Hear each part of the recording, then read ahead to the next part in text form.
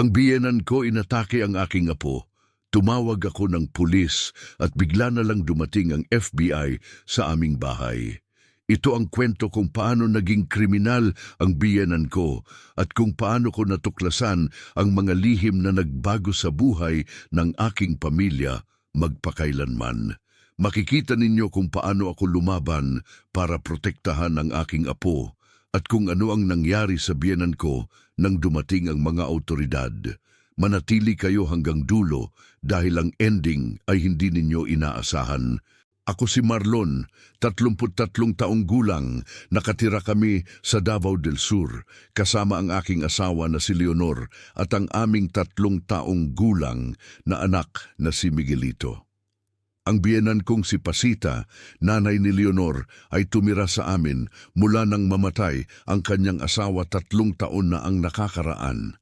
Sa simula ay mabuti naman ang pakikitungo namin, tulungan kami sa bahay at sa pag-aalaga kay Miguelito kapag pareho kaming nagtatrabaho ni Leonor.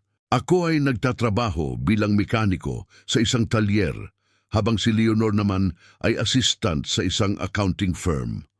Ang buhay namin ay simple lang, pero masaya at kontento kami sa kung ano ang mayroon kami.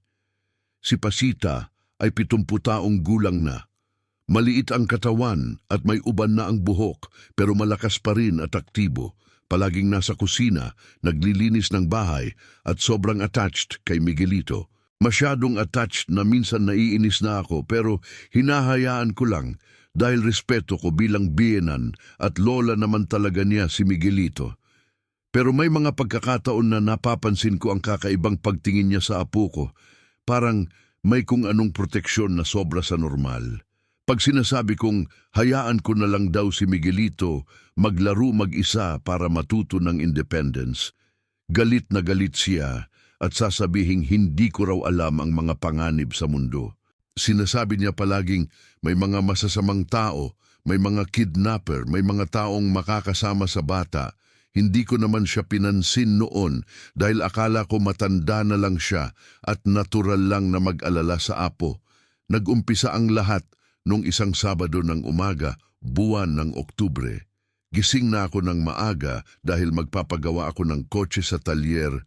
Day off ko pero may side job ako. Si Leonor ay pumunta sa palengke kasama ang kanyang kaibigan at naiwan si Miguelito sa bahay kasama si Pasita. Bago ako umalis, nakita ko silang dalawa sa sala nanonood ng cartoons. Si Miguelito ay tumatawa habang si Pasita ay nakangiti sa tabi niya. Sabi ko sa biyenan ko, babalik ako mga tanghali na at sabi niya walang problema, aalagaan niya ng mabuti si Miguelito. Umalis na ako ng bahay ng 8:00 ng umaga, nag-drive papunta sa talyer na mga 30 minuto ang layo mula sa bahay namin. Mga 11:00 ng umaga, tumunog ang cellphone ko. Si Leonor ang tumatawag at naririnig ko sa boses niya na nagpapanik siya. Sabi niya bumalik na raw ako agad sa bahay, may nangyari kay Miguelito at sa mama niya. Tinanong ko kung ano, pero puro iyak lang ang naririnig ko sa kabilang linya. Sinabi niya na nandun na raw siya sa bahay at kailangan ko agad umuwi. Nagpanik din ako, iniwan ko yung trabaho ko at nag-drive ng mabilis pa uwi. Mga 20 minuto lang ang inabot ko dahil sobrang bilis ko ng takbo. Buti na lang walang pulis na humuli sa akin. Habang nagmamaneho ako, puro negative thoughts ang pumapasok sa isip ko. Baka na-aksidente si Miguelito, baka may sakit, baka may nangyaring masama. Tumawag ulit si Leonor habang nasa daan ako at sinabi niyang huwag daw akong magpanik pero may sugat si Miguelito sa braso at umiiyak ng malakas. Pagdating ko sa bahay, bumukas agad ang pinto. At nakita ko si Leonor na puno ng luha ang mukha. Pumasok ako at nakita ko si Miguelito sa sofa na umiiyak. May bandage sa kanyang kaliwang braso. Lumapit ako agad sa kanya at tinanong kung ano ang nangyari. Nag-umpisang magsalita si Leonor na ang mama niya raw, si Pasita, ay nag-atake kay Miguelito gamit ang gunting. Akala ko nagbibiro lang siya, pero nakita ko ang seryosong mukha niya at tumingin ako sa kwarto ni Pasita. Nakita ko siya doon, nakaupo sa kama, nakatitig lang sa kawalan, walang ekspresyon sa muka. Bumalik ako kay Miguelito at tinanggal ko ang bandage para tingnan ang sugat. May 3 malalim na hiwa sa braso niya. Mukhang sinubukan talagang saksakin pero naiwasan ni Miguelito kaya sa braso lang tumama. Tinanong ko si Leonor kung ano ang nangyari at nagumpisang magkwento siya. Sabi niya pagdating niya galing sa palengke mga 10:30, naabutan niya si Miguelito na umiiyak sa kusina at si Pachita na hawak ang gunting na puno ng dugo. Tinanong niya kung ano ang nangyari pero hindi sumagot si Pachita. Pumasok lang sa kwarto niya at nag-lock ng pinto. Si Miguelito raw ay sinubukang tanungin niya pero puro iyak lang. Ang nasabi lang ay ang lola raw niya ay sinubukang saksakin siya kasi daw may nakita raw sa braso niya na kailangan tanggalin. Hinugasan ni Leonor ang sugat at nilagyan ng first aid bago ako dumating. Nag-decide ako na tawagan ng pulis dahil ang biyenan ko inatake ang apo ko at ito ay seryosong krimen kahit pa lola niya. Tumawag ako ng pulis at sinabi ko ang nangyari. Sabi nila darating sila agad. Habang naghihintay kami ng pulis, lumapit ako sa kwarto ni Pasita at kumatok.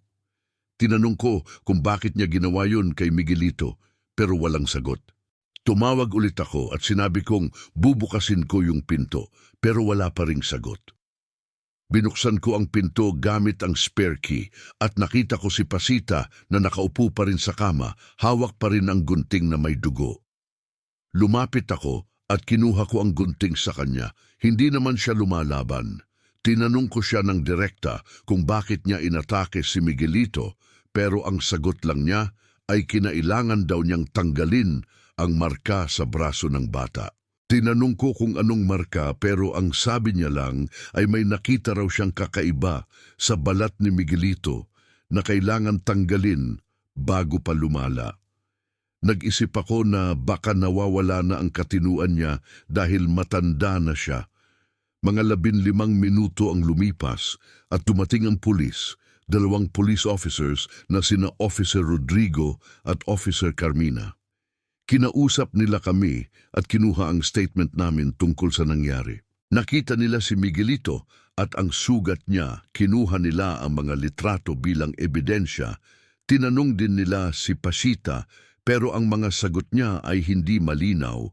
Parang nagmumble lang siya ng mga salita na hindi maintindihan. Sinabi ng mga pulis na dalhin nila si Pasita sa presinto para sa questioning at para din sa mental evaluation dahil mukhang may problema sa mental health. Pumayag ako dahil alam kong kailangan namin ng tulong ng mga profesional para maintindihan kung ano ang nangyari.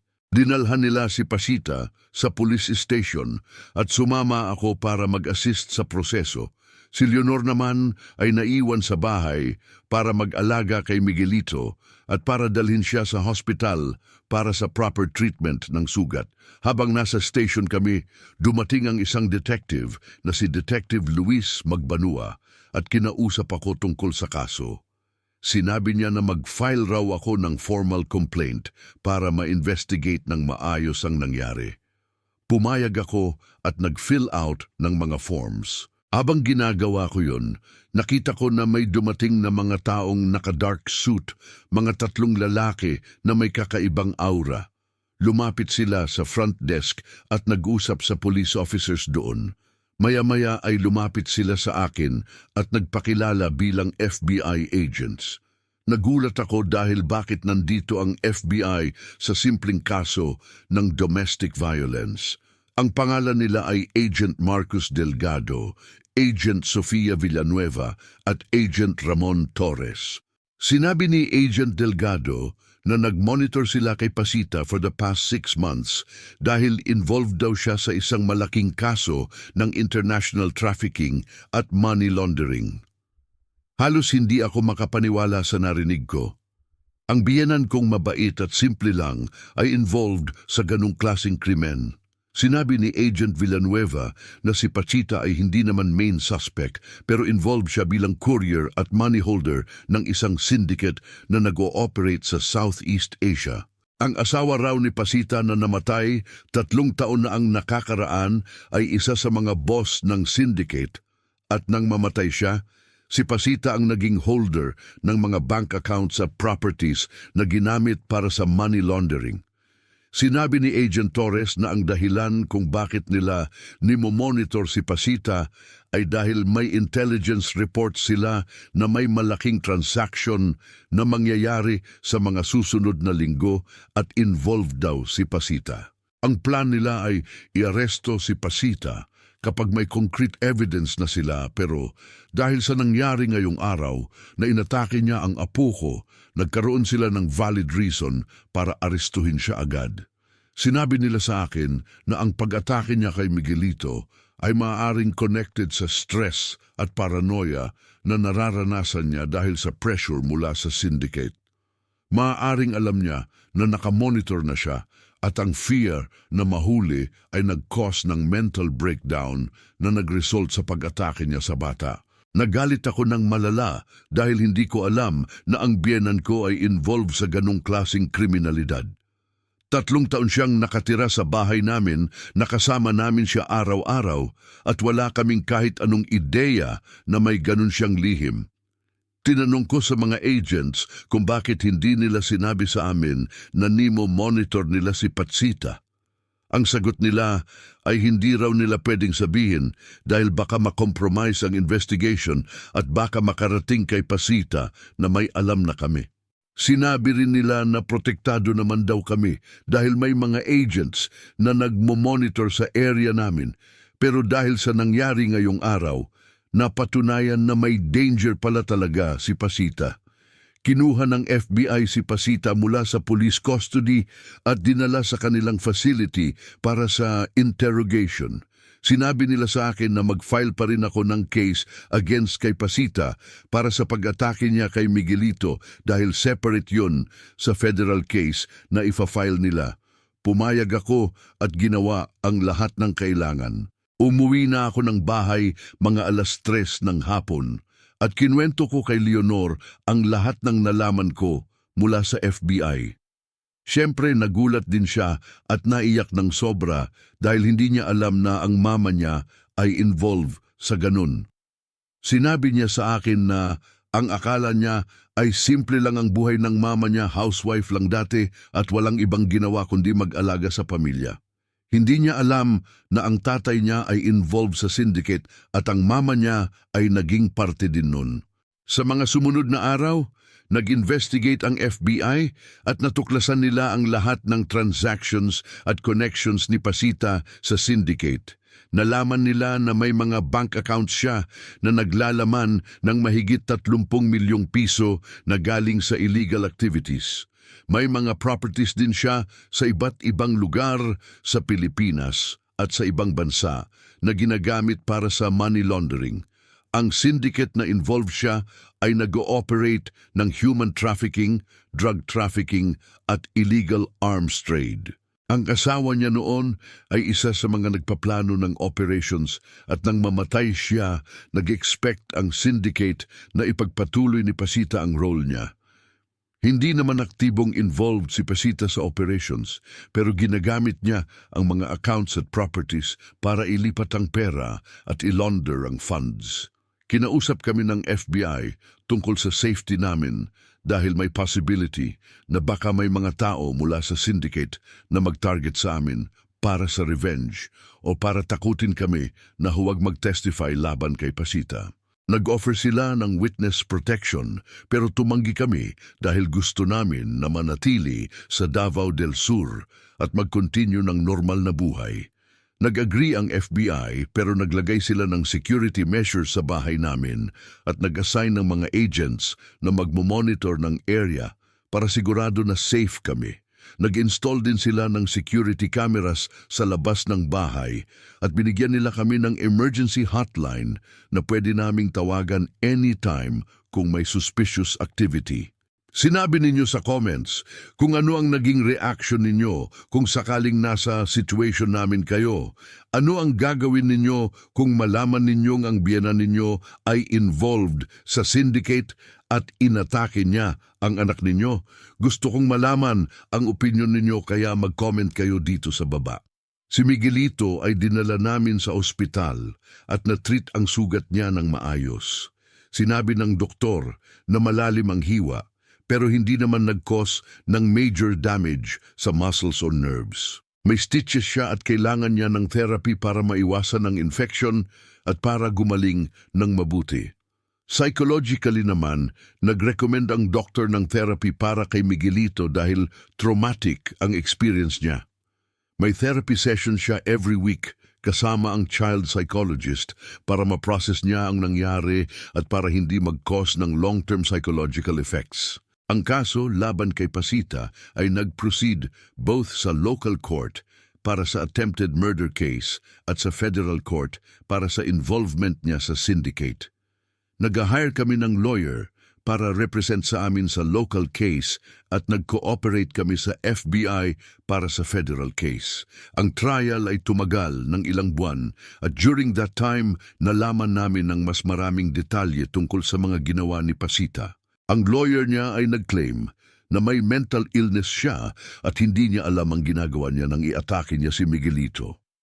Nag-present sila ng psychiatric evaluation na nag-confirm na may depression at anxiety disorder si Pasita na nag-worsen dahil sa stress mula sa involvement niya sa syndicate. Pero ang prosecution ay nag-argue na kahit may mental health issues si Pasita, alam pa rin niya ang consequences ng actions niya at capable pa rin siya mag-decide ng tama at mali. Nag-present din sila ng ebidensya na may mga transactions si Pasita na ginawa niya with clear intent at planning, which means na functioning pa rin ang mental capacity niya. Ang FBI naman ay nag-present ng mga documents, bank records at testimonies mula sa ibang members ng syndicate na nag-confirm ng involvement ni Pasita sa money laundering operations. After ng ilang buwan ng trial, nag-decide na ang judge sa local case. Guilty si Pasita sa attempted murder charge at na-sentence siya ng 10 taon sa prison. Sa federal case naman, guilty din siya sa multiple counts ng money laundering at participation sa organized crime at na-sentence siya ng additional 15 taon. Total na sentence niya ay 25 taon sa prison dahil 70 anyos na siya, basically life sentence na yun para sa kanya. Ang properties at bank accounts niya ay na-seize ng government at ginamit para sa reparations sa mga victims ng syndicate. Ang buhay namin ay nag-change completely after nung nangyari. Si Leonor ay nag-struggle na tanggapin na ang mama niya ay capable gumawa ng ganun. May times na umiiyak siya at nag-question kung paano nangyari ang lahat. Hindi niya alam kung paano naging involved ang mama niya sa syndicate at kung bakit hindi niya sinabi sa amin. Nag-therapy din si Leonor para ma-cope sa trauma at para ma-maintain ang mental health niya. Sinuportahan ko siya ng lubos at nag-make sure na nararamdaman niya na nandito ako para sa kanya. Si Miguelito naman ay unti-unting nag-recover physically at psychologically. Ang sugat niya ay gumaling after ng ilang linggo at wala ng major scars. Ang trauma naman ay nag-improve through therapy pero may times pa rin na natatakot siya pag nakakakita ng matandang babae na kamukha ni Pasita. Sinabi ng psychologist na normal lang yon at eventually ay mawawala din ang fear na yon as he grows older. Nag-make sure kami na surrounded siya ng love at support para hindi siya mag-feel na mag-isa siya sa situation na yon. Ako naman ay nag-struggle din na tanggapin ang nangyari pero mas focused ako sa pag-move forward at pag-protect sa pamilya ko. Nag-continue ako sa trabaho ko bilang mekaniko at nag-make sure na may stable income kami para sa pangangailangan ng pamilya. Nag-invest din ako ng time para mag-bonding with Miguelito at para ipakita sa kanya na safe siya kasama namin. Ang trust namin sa mga tao ay medyo nag-change dahil sa nangyari. Mas cautious na kami at hindi na basta-basta nagtitiwala sa kahit sino, even if they seem nice at the surface. Ang syndicate na involved si Pasita ay nag-dismantle ng FBI after ng ilang buwan, na aresto ang mga key members at na-shutdown ang operations nila. Sinabi ng FBI na malaking tulong ang testimony ni Pasita para maka-arrest ang iba pang members dahil nag-cooperate siya in exchange for reduced sentence. Pero kahit ganun, hindi na namin gusto pang makita siya o makipag-usap sa kanya. Ang ginawa niya kay Miguelito ay hindi na pwedeng patawarin at ang lihim na itinago niya sa amin ay nag-destroy ng trust na mayroon kami sa kanya. Ang lesson na natutunan ko sa experience na ito ay hindi mo talaga alam ang tunay na identity ng mga taong kasama mo araw-araw. Pwedeng may mga lihim sila na hindi mo alam at pwedeng ang mga lihim na yon ay makaka-affect sa buhay mo at ng pamilya mo. Importante na mag-stay vigilant at mag-communicate openly sa pamilya para kung may problema man, ma-address agad before pa lumala. Importante din na magtiwala sa autoridad at humingi ng tulong kung kailangan dahil sila ang may resources at expertise para ma-handle ang mga ganong sitwasyon. Ngayon, 3 taon na ang lumipas mula nang nangyari yon. Si Miguelito ay 6 na taong gulang na at nag-e-enjoy ng childhood niya. Hindi na siya nagtatanong tungkol sa lola niya at mukhang nag-move on na siya completely. Si Leonor ay nag-recover na din at mas malakas na siya emotionally. Ako naman ay patuloy na nagtatrabaho at nag-aalaga sa pamilya ko. Ang buhay namin ay bumalik na sa normal at masaya na ulit kami. Ang pag-atake ng biyenan ko sa apo ko ay nag-umpisa ng chain of events na nag-expose ng malaking criminal operation at nag-protect sa maraming potential victims ng syndicate. Kahit na traumatic ang experience para sa amin, nag-result pa rin siya ng something positive na nag-help sa lipunan. Ang sakripisyo at hirap na pinagdaanan namin ay naging instrumental para ma-dismantle ang syndicate at para ma-bring to justice ang mga responsible sa mga illegal activities. Ang kwento ko ay patunay na kahit gaano kasimple ang buhay mo, pwedeng may mga hidden dangers na hindi mo alam. Importante na mag-stay alert, mag-protect sa pamilya at humingi ng tulong sa Diyos at sa mga autoridad kung may problema. Ang Diyos ay laging nandyan para gabayan tayo sa mga may hirap na sitwasyon at para bigyan tayo ng lakas na harapin ang mga challenges na dumadating sa buhay natin. Salamat sa panunood ng kwento ko. Kung may katulad kayong experience o may tanong kayo, mag-comment kayo sa baba. Ibinahagi ko ang kwento na ito para ipakita na kahit anong mangyari, may pag-asa pa rin at pwede pa rin mag-move forward. Ang importante ay hindi ka sumuko at patuloy kang lumalaban para sa ikabubuti ng pamilya mo. Maraming salamat at Diyos ay laging sumasa inyo.